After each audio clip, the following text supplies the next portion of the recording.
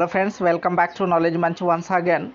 Friends, Bihar में 7वें चरण की शिक्षक बहाली के लिए एक मांग काफ़ी तेज़ी से चल रही है। कई बार आंदोलन किए जा चुके हैं और आंदोलन की लगातार रणनीति भी बनाई जा रही है। लेकिन शिक्षक बहाली के लिए कानून में कुछ चेंजिंग किए जा रहे हैं, जिसके लिए शिक्षक नियुक्ति नियमावली 2022 तैयार किया जा रहा है और इस वजह से शिक्षक की बहाली प्रक्रिया अभी रुकी हुई है और ये शिक्षक अभ्यर्थियों को और इंतज़ार करना पड़ सकता है। तो क्या क्या इस बहाली प्रक्रिया में नियम बदलने वाले हैं, क्या क्या चेंजिंग होने वाले हैं, इस वीडियो में हम लोग इस पर भी चर्चा करेंगे।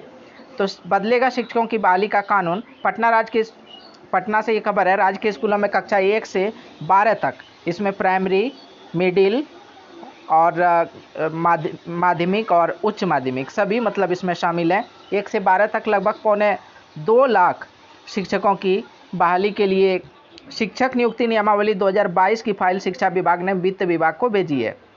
तो नियुक्ति नियमावली 2022 की फाइल शिक्षा विभाग से वित्त विभाग को भेजी गई है। वित्त विभाग उसको लौटाएगा फाइल को। उसके बाद शिक्षा मंत्री की अध्यक्षता में विभागीय उच्च अधिकारियों की बैठक के बाद अंतिम रूप देकर फिर कैबिनेट को भेजी जाएगी और कैबिनेट को स्वीकृति ली जाएगी। सभी प्रक्रिया पूरी होने तक 7वें चरण की वैकेंसी का इंतजार कर रहे अभ्यर्थियों को अभी थोड़ा और इंतजार करना पड़ सकता है। हालांकि इंतजार और करना पड़ सकता है, लेकिन इसमें कई प्रावधान ऐसे होंगे जो शिक्षक अभ्यर्थियों के लिए शायद बेहतर होने जा रहा है। कुछ वित्त विभाग को भेजी गई नियुक्ति नियमावली में बीटेट, सीटेट और एसटीटी के रिजल्ट पर 60% और शैक्षणिक व प्रशिक्षण योग्यता मैट्रिक से स्नातकोत्तर, डीएलएड और बीएड तक 40% वेटेज का प्रावधान है। 7वें चरण की बहाली के लिए अभ्यर्थियों को केंद्रीयकृत सेंट्रलाइज तरीके से ऑनलाइन आवेदन लिए जाएंगे। अभी तक जो आवेदन हो रहा था वो प्रत्येक नियोजन इकाई में, चाहे वो पंचायत नियोजन इकाई हो, प्रखंड नियोजन इकाई हो या फिर नगर पंचायत नियोजन इकाई, तो प्रत्येक जगह आपको आवेदन करना पड़ता था। जिस जगह पर इच्छुक हैं तो काफ़ी आवेदन करने में परेशानी होती थी और ऑफलाइन आवेदन आपके लिए था।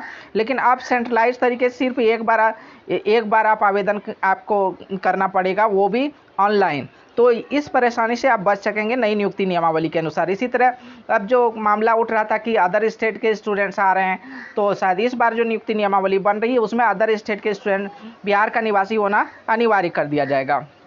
तो बहुत कुछ नया होने वाला है और शायद बेहतर होने वाला है, लेकिन कुछ इंतजार करना पड़ सकता है।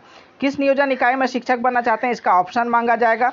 शिक्षक बहाली के लिए राज्य स्तर पर विभागीय कमेटी होगी जो मेधा सूची तैयार करने से लेकर चयन की प्रक्रिया पूरी कराएगी। तो यहाँ पर जो ऑनलाइन प्रक्रिया होगी तो इससे पारदर्शिता बढ़ेगी। तो सभी तरह के अपडेट्स आपसे शेयर करता रहूँगा। नेक्स्ट वीडियो के साथ जो भी अपडेट होता है आपसे शेयर करूँगा। थैंक्स, जय हिंद।